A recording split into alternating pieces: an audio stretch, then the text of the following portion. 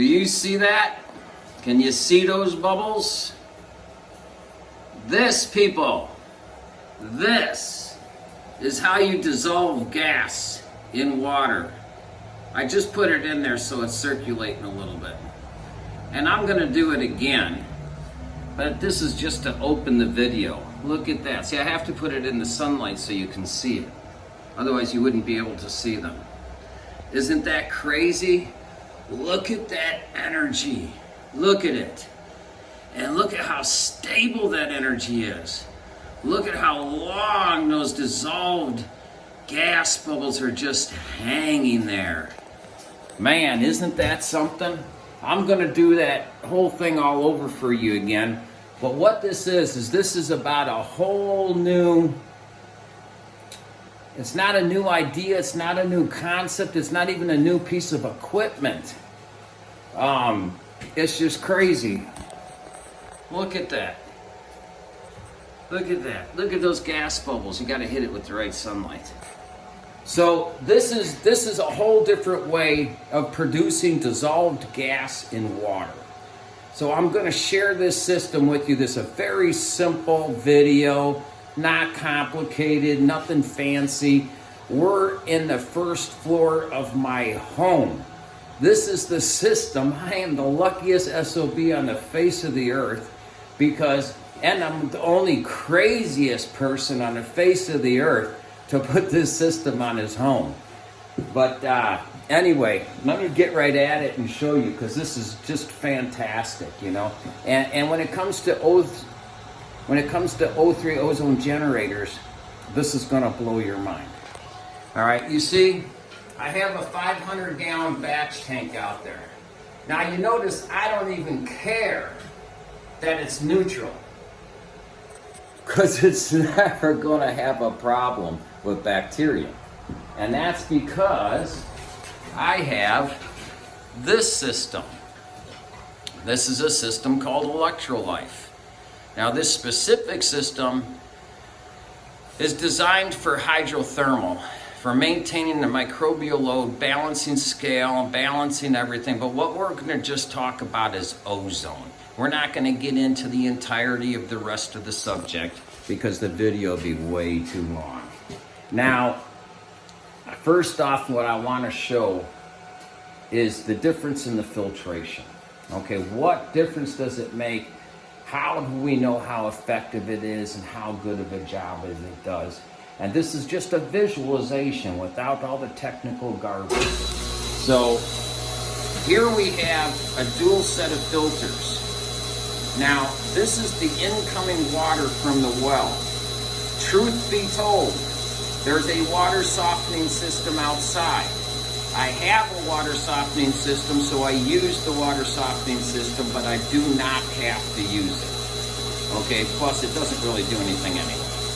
So, especially not with this kind of water.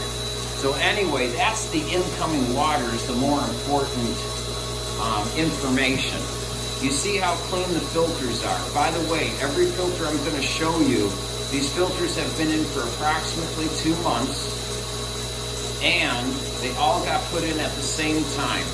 Now in 2 months' time, there would be something, well anyway, let's just keep going. So, this is the incoming water.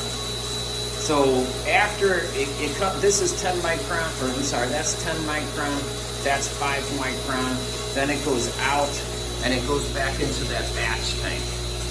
Okay, so then that batch tank comes back in here and through this pump, and I have a pressure tank right here, a storage tank, and then as it comes out of the storage tank, it gets fed to this triple filter set.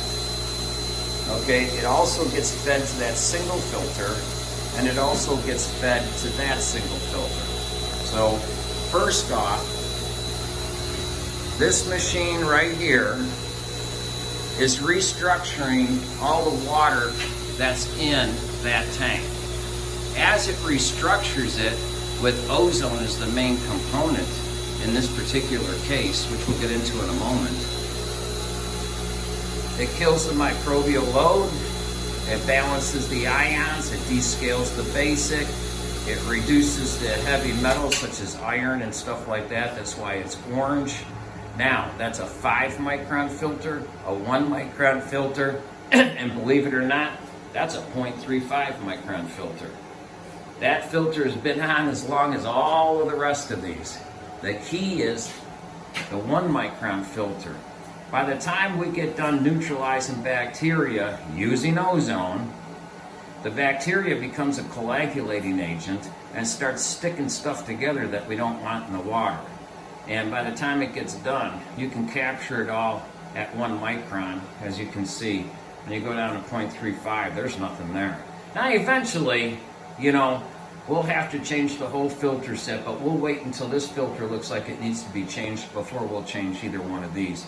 These can keep going no matter how bad they look, because the ionic strength of the water can pass right through all the collected material. It'll take a long time to clog them up.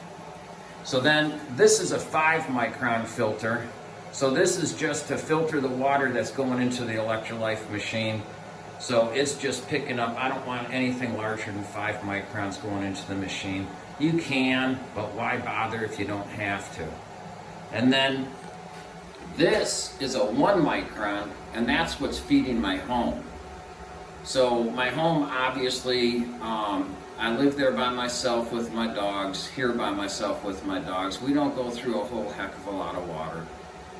And so with this circulation system going right here, this always keeps the water out there perfectly maintained. And the proof is in the 1 micron filter to my house. It's perfectly clean. It's like it's brand new. So that's the water quality that I'm getting in my house, just from a visual standpoint through filters. You know, and when you understand the properties of what's going in my house, that's just absolutely fantastic. But that's another subject for another day. So here's the generator. So this is a high amp dual polarity generator. So as you can tell, you got a multiple of power supplies, and we got some wires going in different directions to different places. This is a very simple machine in comparison, say, to this machine. This machine is very complicated. As you can tell, the circuitry in it is just off the chain in comparison. But that's not what we're talking about. That machine, oh man, that thing's off the chain. We'll talk about that another day. But so this one here, you know, as a simple introduction to this entire thing, high amp dual polarity. So then you have a chamber down here, a controlled chamber, where you do all the restructuring.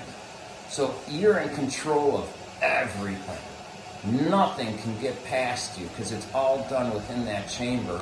It's not done within the tank like they do, say, with single polarity nanobubble ozone technology. They want to treat a batch like that. That's not how we treat it. We isolate it, we zap it, we beat the living hell out of it, and then we let it go back into the tank after it's in submission. We own it when it leaves this chamber. And so what you do, let me see if I can get this so there isn't such a glare. There we go. You see, all the knowledge that we need is right here. So it's telling us what ECs we're running at the time. So depending on what this number is personally how many amps I apply. And in this particular case, we're only running 4 amps. Okay? And so at 4 amps, we're running an EC of 5.24, so that's pretty good. See, if we were running within an EC of 400 something or down to the low 400s, then that would not be a good setting, because we'd start to overheat our chamber. We'd be putting too much power in there. Now the kicker is, depending on the water that we're treating, this particular machine, I could go up to 10 amps. So we're hardly applying any power at all at 4 amps, okay? So, but the key in this machine is this. It's not the 4 amps. Look at the volts. Right now we're applying 9.4 because basically I haven't been using any water today. So the water's already turned down. It doesn't need as much power. If we were to start using water right now and flood the batch tank with new water, you would see that jump up to 11 volts. It just automatically senses it. O3 generators are maxed out at 2 volts because they produce a gas. We don't produce a gas, so we can go as many volts as we want to. So this machine here, the reason it's right now on 9.4 volts versus 4 amps is, the amps is where you're getting your hydrogen. The volts is where you're getting your ozone.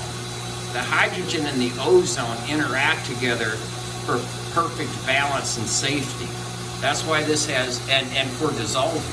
And so that's why this machine has absolutely no safety risk of explosion whatsoever. It does not produce a commercial gas. So people would say, well, if it doesn't produce a commercial gas, what does it produce? Well, it produces dissolved ozone and water in this case, along with some other gases. So what I showed you in the beginning was the water jug that I had filled up with water. So let me do it again. I have to set my phone down for a moment. Let me see where I could set it here. Okay. This could be kind of tricky. I have a stupid stand, but it doesn't really work. This is dumb. Alright, anyway, I'm just going to do it from here. So I'm going to take this jug of water, which now you can see there's still some gas bubbles that are stuck to the sides of the walls. So even though you can't see it, I don't think with this camera, but you can see it visibly. You can still see little gas bubbles in there. But the thing is that the real gas bubbles, oh shit, you can't see anyway because they're too stinking small. So we're gonna pour this water in here. And this is my batch water that I use to make products. I never have to clean this tank, ever.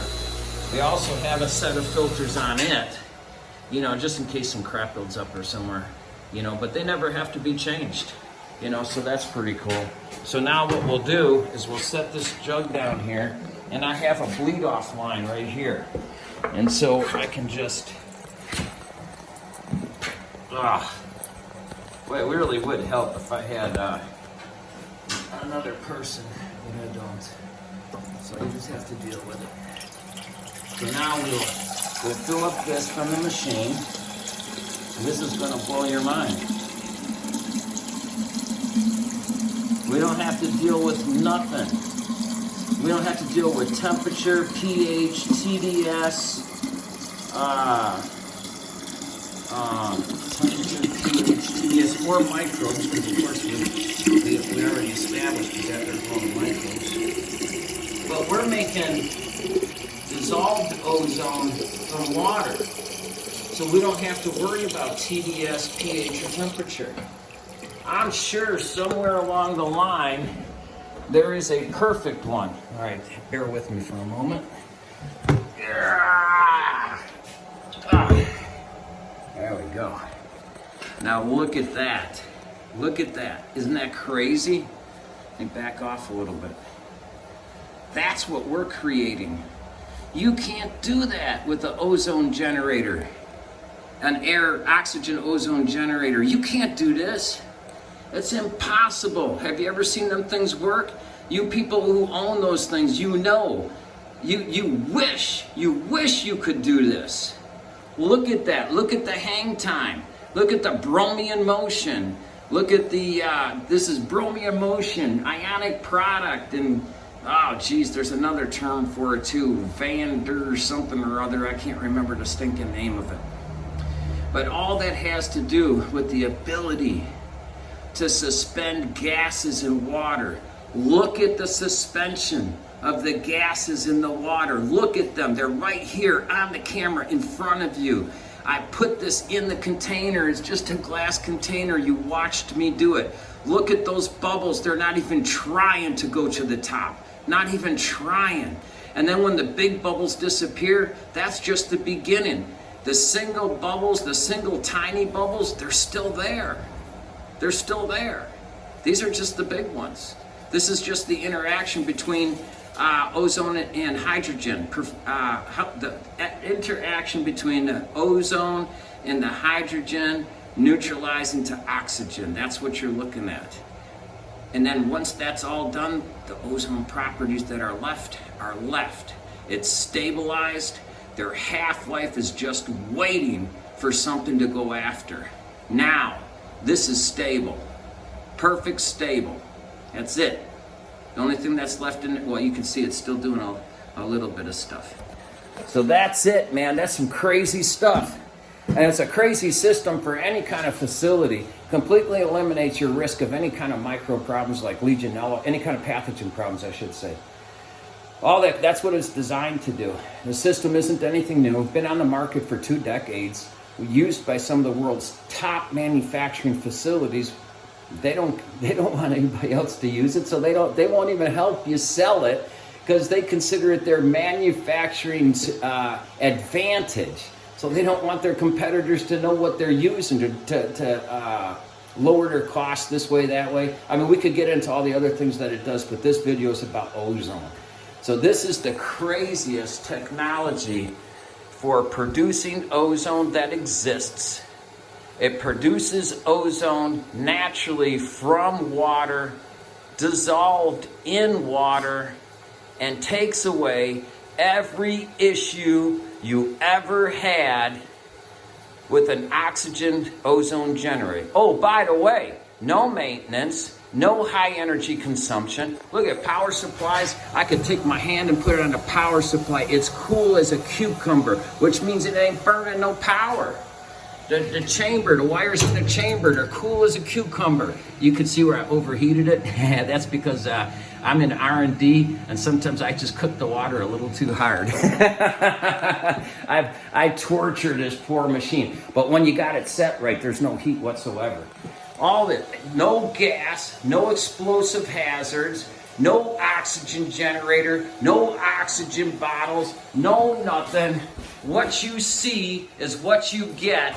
And this puts out more than a huge commercial ozone generator. This one on minimal amperage, we're applying 11 volts. Commercial ozone generators, 2 volts. 2 volts. They can't compete. They can't compete with this. It's a perfect system with perfect distribution and works perfectly. And that is a hard thing for people to grasp. It's up to you. It's right here. All you got to do is ask. I'm more than willing to show it off. Electrolytes.